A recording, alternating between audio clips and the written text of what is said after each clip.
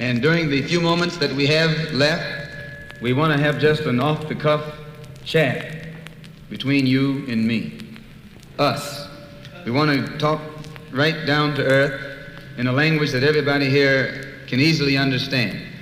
We all agree tonight, all of the speakers have agreed that America has a very serious problem. Not only does America have a very serious problem, but our people have a very serious problem. America's problem is us. We're her problem. The only reason she has a problem is she doesn't want us here. And every time you look at yourself, be you black, brown, red, or yellow, a so-called Negro, you represent a person who poses such a serious problem for America because you're not wanted. Once you face this as a fact, then you can start plotting a course that will make you appear intelligent instead of unintelligent. What you and I need to do is learn to forget our differences. When we come together, we don't come together as Baptists or Methodists. You don't catch hell because you're a Baptist, and you don't catch hell because you're a Methodist. You don't catch hell because you're a Methodist or a Baptist. You don't catch hell because you're a Democrat or a Republican. You don't catch hell because you're a Mason or an Elk. And you sure don't catch hell because you're an American, because if you was an American, you wouldn't catch no hell. You catch hell because you're a black man. You catch hell, all of us catch hell for the same reason. So we are all black people, so-called Negroes, second-class citizens, ex-slaves. You're nothing but an ex-slave. You don't like to be told that. But what else are you? You are ex-slave. You didn't come here on the Mayflower. You came here in a slave ship, in chains, like a horse or a cow or a chicken. And you were brought here by the people who came here on the Mayflower. You were brought here by the so-called pilgrims or founding fathers. They were the ones who brought you here. We have a common enemy. We have this in common. We have a common oppressor, a common exploiter, and a common discriminator.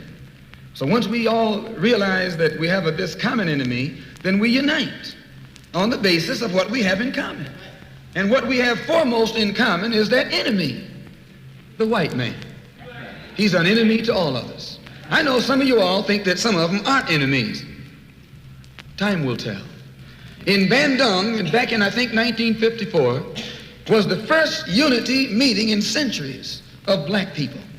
And once you study what happened at the Bandung Conference and the results of the Bandung Conference, it actually serves as a model for the same procedure you and I can use to get our problems solved. At Bandung, all the nations came together. They were dark nations from Africa and Asia. Some of them were Buddhists. Some of them were Muslim.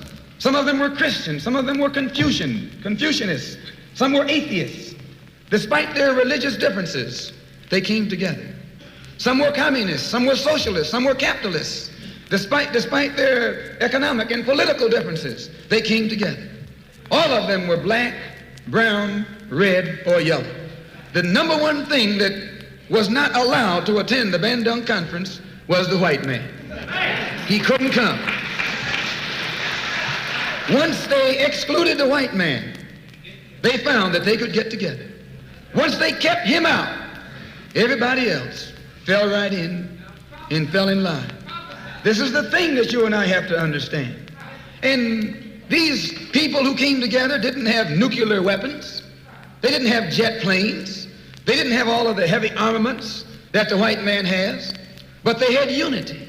They were able to submerge their little petty differences and agree on one thing, that though one African came from Kenya and was being colonized by the Englishmen, and another African came from the Congo and was being colonized by the Belgian, and another African came from Guinea and was being colonized by the French, and another came from Angola and was being colonized by the Portuguese. When they came to the Bandung Conference, they looked at the Portuguese and at the Frenchmen and at the Englishmen and at the other Dutchmen and learn or realize that the one thing that all of them had in common, they were all from Europe. They were all Europeans, blonde, blue-eyed, and white-skinned. They began to recognize who their enemy was. The same man that was colonizing our people in Kenya was colonizing our people in the Congo. The same one in the Congo was colonizing our people in South Africa and in southern Rhodesia and in Burma and in India and in Afghanistan and in Pakistan. They realized all over the world where a dark man was being oppressed, he was being oppressed by the white man. Where the dark man was being exploited, he was being exploited by the white man. So they got together under this basis that they had a common enemy. And when you and I here in Detroit and in Michigan and in America who have been awakened today, look around us, we too realize here in America, we all have a common enemy. Whether he's in Georgia or Michigan, whether he's in California or New York, he's the same man. Blue eyes and blonde hair and pale skin. Same man.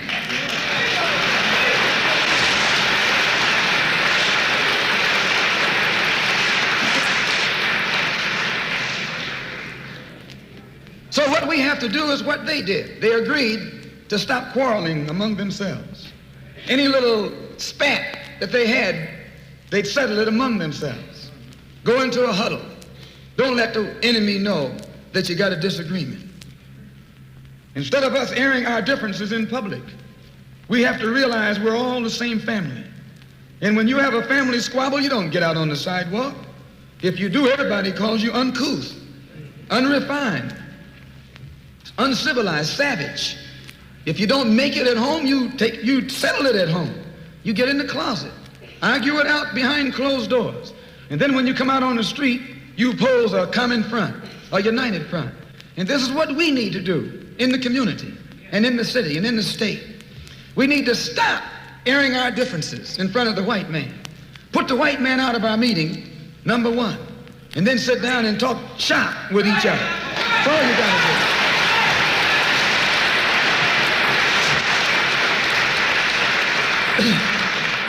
I would like to make a few comments concerning the difference between the Black Revolution and the Negro Revolution. There's a difference. Are they both the same? And if they're not, what is the difference? What is the difference between a Black Revolution and a Negro Revolution? First, what is a revolution? Sometimes I'm inclined to believe that many of our people are using this word revolution loosely, without taking careful consideration what this word actually means and what its historic characteristics are. When you study the historic nature of revolutions, the motive of a revolution, the objective of a revolution, and the result of a revolution, and the methods used in a revolution, you may change words. You may devise another program. You may change your goal and you may change your mind. Look at the American Revolution in 1776. That revolution was for what? For land. How was it? Why did they want land? Independence. How was it carried out? Bloodshed. Number one, it was based on land. The basis of independence. And the only way they could get it was bloodshed. The French Revolution, what was it based on? The landless against the landlord. What was it for? Land. How did they get it? Bloodshed. Was no love lost. Was no compromise. Was no negotiation. I'm telling you, you don't know what a revolution is. Because when you find out what it is, you'll get back in the alley. You'll get out of the way.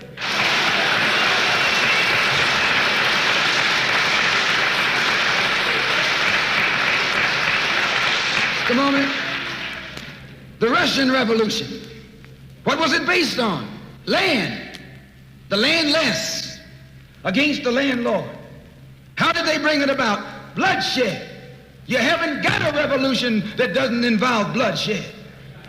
And you're afraid to bleed. I said you're afraid to bleed. Long as the white man sent you to Korea, you bled. He sent you to Germany, you bled. He sent you to the South Pacific to fight the Japanese, you bled. You bleed for white people. But when it comes time to seeing your own churches being bombed and little black girls murdered, you haven't got no blood.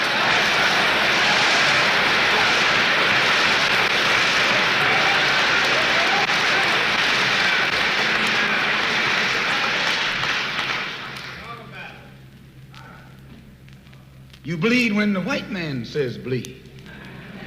You bite when the white man says bite.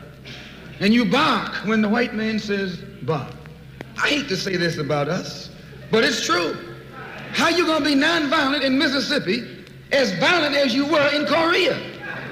How can you justify being nonviolent in Mississippi and Alabama when your churches are being bombed and your little girls are being murdered, and at the same time you're gonna get violent with Hitler and Tojo and somebody else that you don't even know?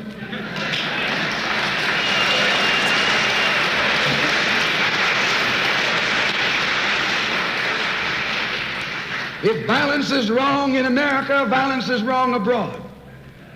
If it's wrong to be violent, defending black women and black children and black babies and black men, then it's wrong for America to draft us and make us violent abroad in defense of her.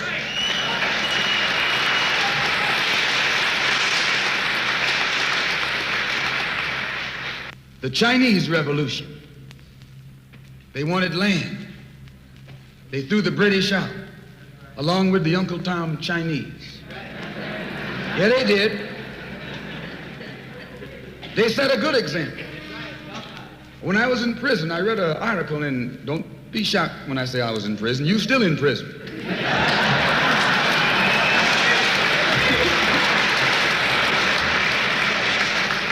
That's what America means, prison. When I was in prison, I read an article in Life magazine showing a little Chinese girl, 9 years old. Her father was on his hands and knees, and she was pulling the trigger because he was an Uncle Tom Chinaman. Yeah. When they had the revolution over there, they took a whole generation of Uncle Toms, just wiped them out. And within 10 years, that little girl became a full-grown woman. No more Toms in China.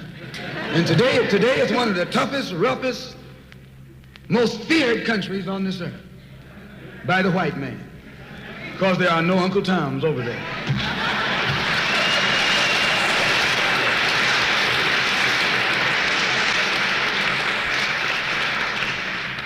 Of all our studies, history is best qualified to reward all research. And when you see that you got problems, all you have to do is examine the historic method used all over the world by others who had problems similar to yours. And once you see how they got theirs straight, then you know how you can get yours straight. Please. There's been a revolution, a black revolution going on in Africa. In Kenya, the Mau Mau were revolutionaries. They were the ones who made the word uhuru. They were the ones who brought it to the fore. The Mau Mau, they were revolutionaries. They believed in scorched earth. They knocked everything aside that got in their path.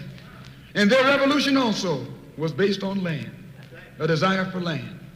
In Algeria, the northern part of Africa, a revolution took place. The Algerians were revolutionists. They wanted land. France offered to let them be integrated into France. They told France to hell with France. They wanted some land, not some France.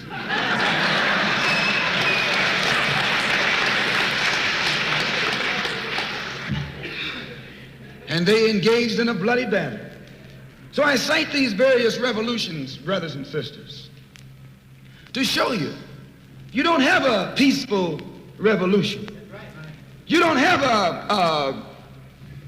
a turn the other cheek revolution. There's no such thing as a nonviolent revolution.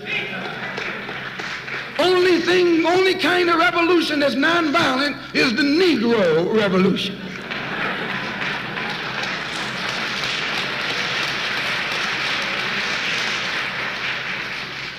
The only revolution based on loving your enemy is the Negro Revolution. The only revolution in which the goal is a desegregated lunch counter, a desegregated theater, a desegregated park, and a desegregated public toilet. You can sit down next to white folks on the toilet.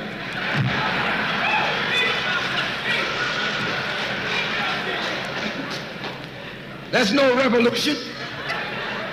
Revolution is based on land. Land is the basis of all independence. Land is the basis of freedom, justice, and equality. The white man knows what a revolution is. He knows that the black revolution is worldwide in scope and in nature. The black revolution is sweeping Asia, sweeping Africa. It's rearing its head in Latin America.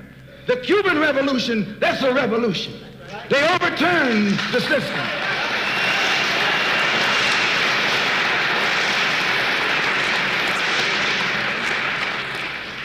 Revolution is in Asia.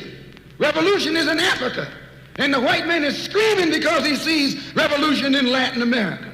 How do you think he'll react to you when you learn what a real revolution is? You don't know what a revolution is. If you did, you wouldn't use that word. A revolution is bloody. Revolution is hostile. Revolution knows no compromise. Revolution overturns and destroys everything that gets in its way. And you sitting around here like a knot on these folks, no matter how much they hate me. No, you need a revolution.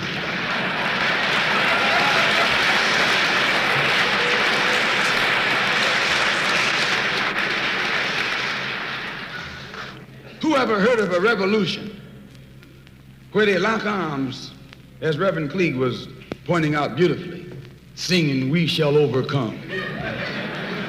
Just tell me you don't do that in a revolution. You don't do any singing, you're too busy swinging.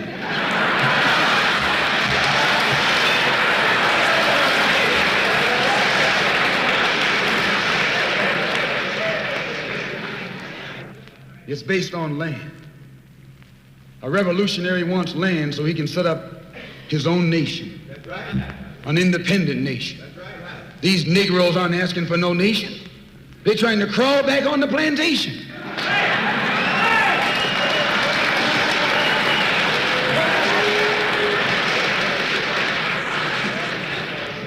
When you want a nation, that's called nationalism.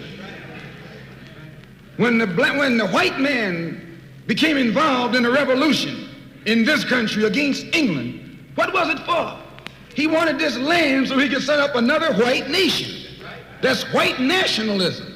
The American Revolution was white nationalism. The French Revolution was white nationalism. The Russian Revolution, too, yes, it was white nationalism. You don't think so? Why you think Khrushchev and Mao can't get their heads together? White nationalism. All the revolutions that's going on in Asia and Africa today are based on what? Black nationalism. A revolutionary is a black nationalist. He wants a nation. I was reading some beautiful words by Reverend Cleage pointing out why he couldn't get together with someone else here in the city.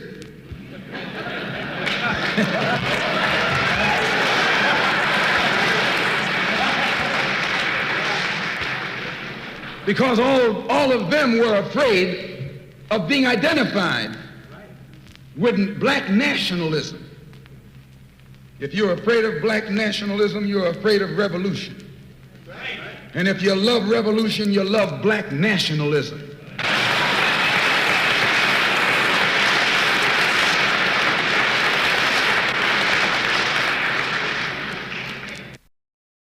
To understand this, you have to go back to what young brother here referred to as the house Negro and the field Negro.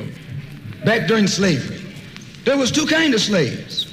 There was the house Negro and the field Negro. The house Negro, they lived in the house with master. They dressed pretty good. They ate good because they ate his food, what he left. They lived in the attic or the basement, but still they lived near their master. And they loved their master more than the master loved himself. They would give their life to save their master's house quicker than the master would. The house Negro, if the master said, we got a good house here, the house Negro said, yeah, we got a good house here. Whenever the master said we, he said we. That's how you can tell a house Negro. If the master's house caught on fire, the house Negro would fight harder to put the blaze out than the master would. If the master got sick, the house Negro would say, what's the matter, boss? We sick. We sick.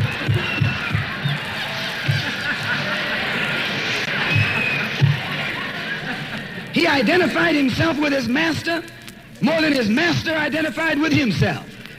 And if you came to the house Negro and said, let's run away, let's escape, let's separate, that house Negro would look at you and say, man, you crazy. What you mean separate? Where is there a better house than this? Where can I wear better clothes than this?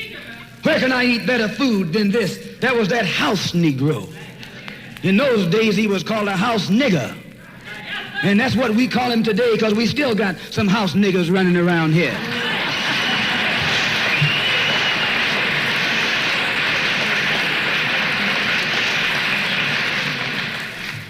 This modern house Negro loves his master. He wants to live near him. He'll pay 3 times as much as the house is worth just to live near his master. And then brag about, I'm the only Negro out here.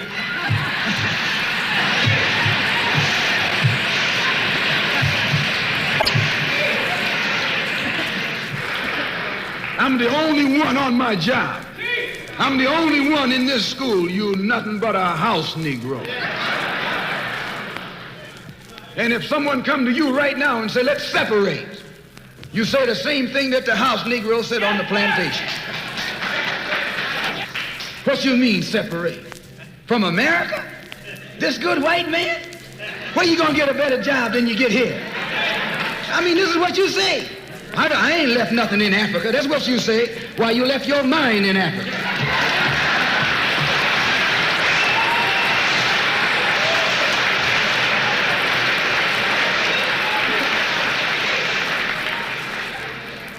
On that same plantation, there was the field Negro. The field Negro, those were the masses. There was always more Negroes in the field than there was Negroes in the house. The Negro in the field caught hell. He ate leftovers. In the house, they ate high up on the hog. The Negro in the field didn't get nothing but what was left of the insides of the hog. They call them chitlins nowadays. In those days, they call them what they were, guts. That's what you were, a gut eater. And some of you all still gut eaters.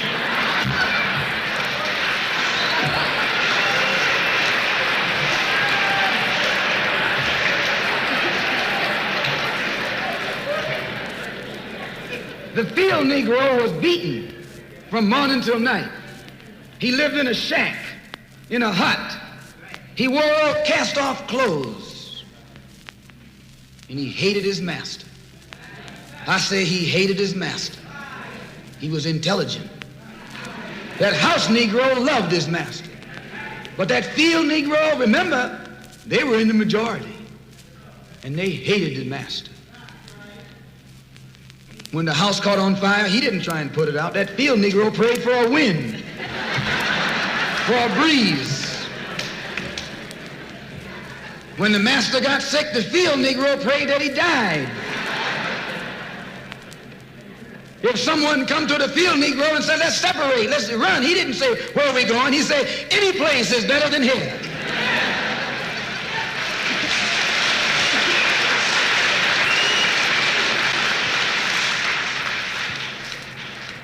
You got field Negroes in America today. I'm a field Negro. The masses are the field Negroes. When they see this man's house on fire, you don't hear these little Negroes talking about our government is in trouble. They say the government is in trouble.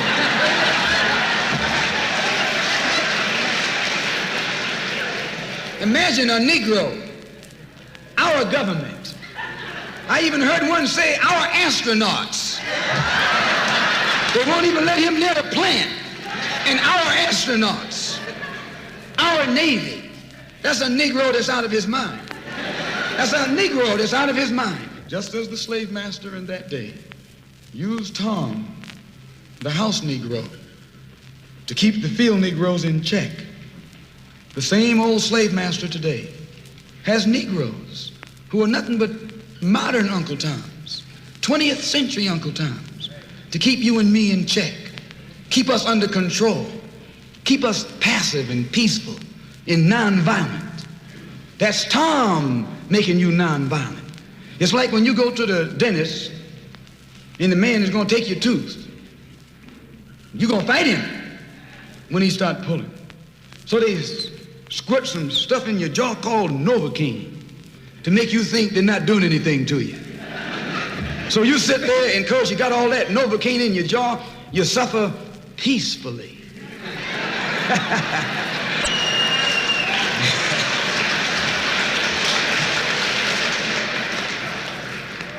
Blood running all down your jaw, and you don't know what's happening because someone has taught you to suffer peacefully. The white man do the same thing to you in the street.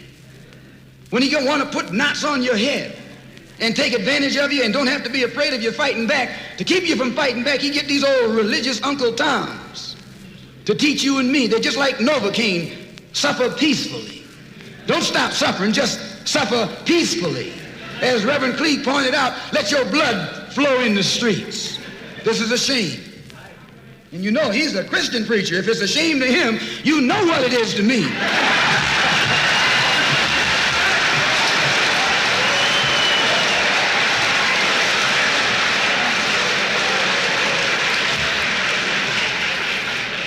There's nothing in our book, the Quran, as you call it, Koran, teaches us to suffer peacefully. Our religion teaches us to be intelligent, be peaceful, be courteous, obey the law, respect everyone. But if someone puts his hand on you, send him to the cemetery.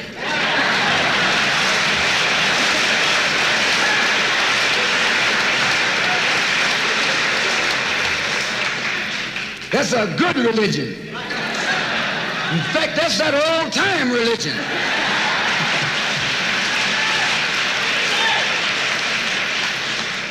That's the one that Ma and Pa used to talk about. An eye for an eye, and a tooth for a tooth, and a head for a head, and a life for a life. That's a good religion. And then anybody, no one resents that kind of religion being taught but a wolf who intends to make you his meal. This is the way it is with the white man in America. He's a wolf, and you're a sheep. Anytime a shepherd, a pastor, teach you and me not to run from the white man, and at the same time teach us don't fight the white man, he's a traitor to you and me. Don't lay down our life all by itself. No. Preserve your life. It's the best thing you got. And if you got to give it up, let it be even Stephen.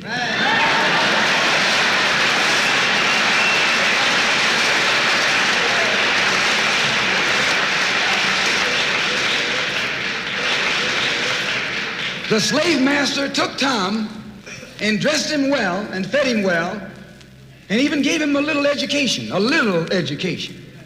Gave him a long coat and a top hat and made all the other slaves look up to him. Then he used Tom to control them. The same strategy that was used in those days is used today by the same white man.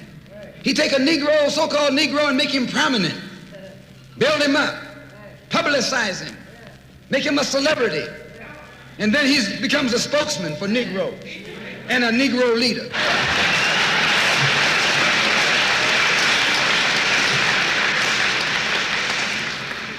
I would like to just mention one thing else quickly, and that is the method that the white man uses, how the white man uses these big guns or Negro leaders against the black revolution. They're not a part of the black revolution. They're used against the black revolution.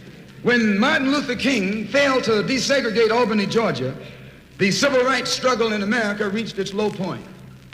King became bankrupt almost as a leader. Plus, even financially, the Southern Christian Leadership Conference was in financial trouble. Plus, it was in trouble, period, with the people when they failed to desegregate Albany, Georgia. Other Negro civil rights leaders of so-called national stature became fallen idols. As they became fallen idols, began to lose their prestige and influence, local Negro leaders began to stir up the masses. In Cambridge, Maryland, Gloria Richardson.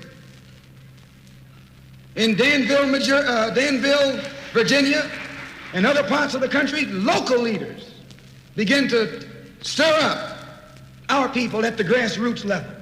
This was never done by these Negroes whom you recognize of national stature.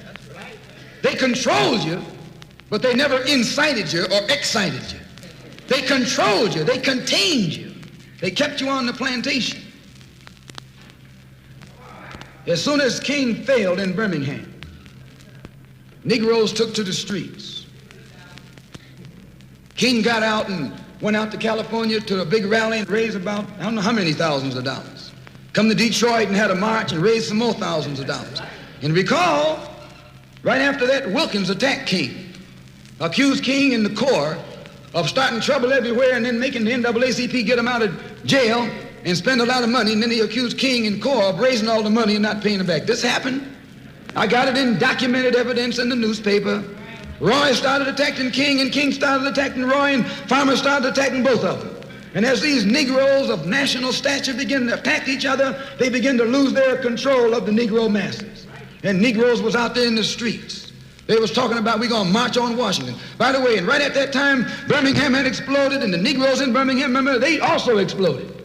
They began to stab the crackers in the back and bust them upside the head. Yes, they did. That's when Kennedy sent in the troops down in Birmingham.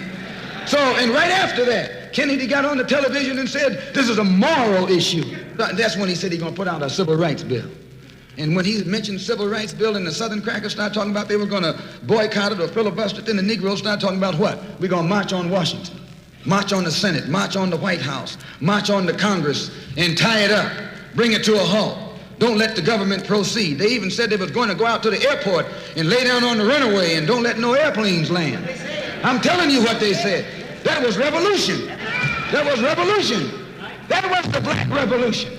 It was the grassroots out there in the street. Scared the white man to death. Scared the white power structure in Washington, D.C. to death. I was there. When they found out that this black steamroller was going to come down on the Capitol, they called in Wilkins. They called in Randolph. They called in these national Negro leaders that you respect and told them, call it off. Kennedy said, look, y'all letting this thing go too far. And old Tom said, boss, I can't stop it because I didn't start it.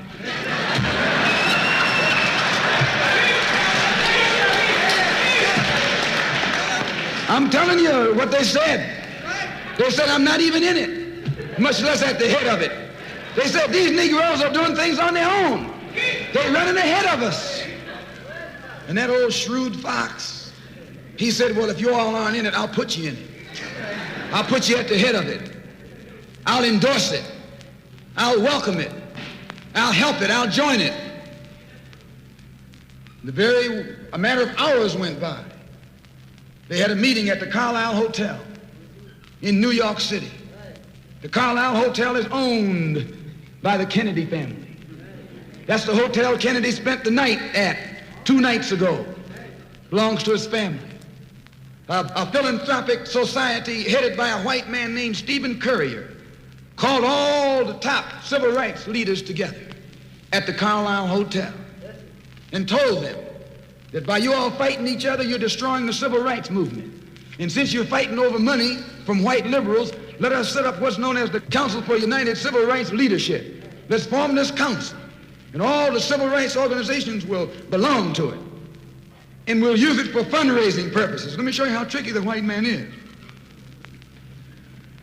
And as soon as they got it formed, they elected Whitney Young as the chairman. And who you think became the co-chairman? Stephen Currier, the white man. A millionaire. Powell was talking about it down at the Cobo today. This is what he was talking about. Powell knows it happened.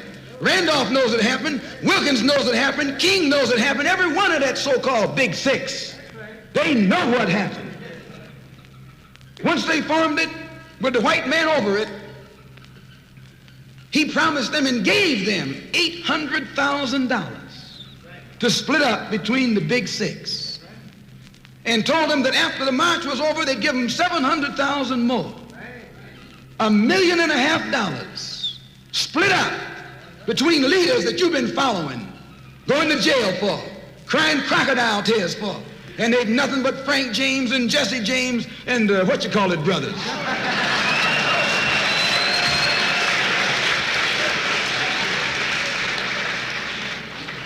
Soon as they got the setup organized, the white men made available to them top public relations experts, opened the news media across the country at their disposal, and then they began to project these Big Six as the leaders of the march. Originally, they weren't even in the march. You was talking this march talk on Hastings Street. Is Hastings Street still here? On Hastings Street. You was talking the march talk on Lenox Avenue, and down on, Fillmore Street, and Central Avenue, and 42nd Street, and 63rd Street. That's where the march talk was being talked. But the white man put the Big Six ahead of it, made them the march. They became the march. They took it over. And the first move they made after they took it over, they invited Walter Reuther, a white man. They invited a priest, a rabbi, and an old white preacher. Yes, an old white preacher. The same white element that put Kennedy in power, labor, the Catholics, the Jews, and liberal Protestants. Same clique that put Kennedy in power joined the March on Washington. It's just like when you got some coffee that's too black, which means it's too strong. What you do, you integrate it with cream.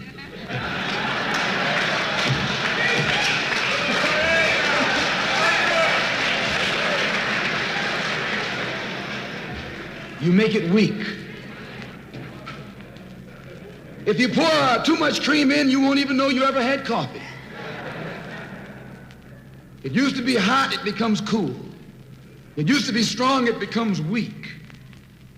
It used to wake you up, now it'll put you to sleep.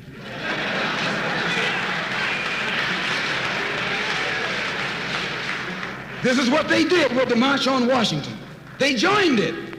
They didn't integrate it, they infiltrated it. They joined it, became a part of it, took it over. And as they took it over, it lost its militancy. They ceased to be angry. They ceased to be hot. They ceased to be uncompromising. Why, it even ceased to be a march. It became a picnic, a circus. Nothing but a circus with clowns and all. You had one right here in Detroit. I saw it on television with clowns leading it, white clowns and black clowns. I know you don't like what I'm saying, but I'm going to tell you anyway, because I can prove what I'm saying. If you think I'm telling you wrong, you bring me Martin Luther King and A. Philip Randolph and James Farmer and those other three, and see if they'll deny it over the microphone. No, it was a sellout. It was a takeover. When James Baldwin came in from Paris, they wouldn't let him talk because they couldn't make him go by the script. Burt Lancaster read the speech that Baldwin was supposed to make. They wouldn't let Baldwin get up there because they know Baldwin liable to say anything. They controlled it so tight, they told those Negroes what time to hit town, how to come, where to stop,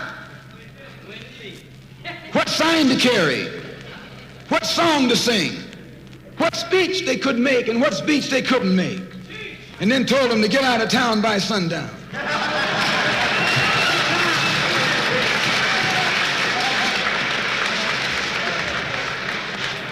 And every one of those Toms were out of town by sundown. Now, I know you don't like my saying this, but I can back it up.